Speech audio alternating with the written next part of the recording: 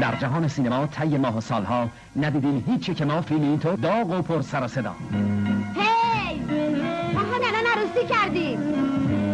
اکنون از هالوالیس کمدی گرم و پر سر و صدایی خواهیم دید. پا برهنه در پارک.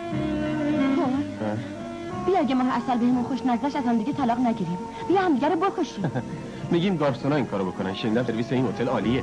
رابرت ردفورد، جین فوندا، شارل بای و میلدرد ناتویک مأمور شدن تا داستان پا برهنه در پارک رو از صحنه تئاتر برادوی به پرده سینما منتقل سازند.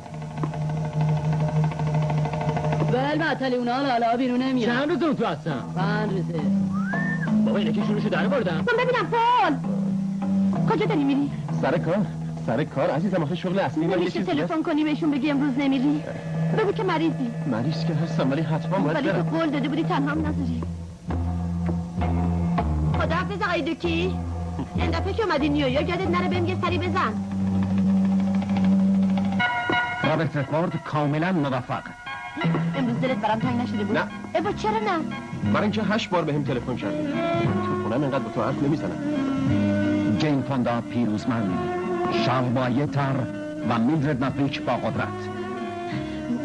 مارتینی از سر قرص از بین میبره. ولی حالت جا میاره. آخه یه مارتینی هم قبلا زدم حالمو بد کرد. برای همین الان قرص خوردم. حکایتی است از یه ماه عسل، یه پسر با یه دختر. هر کدوم مرد عمل. از 2 تا پله اومده بالا، حس میکنه پاش شده شل.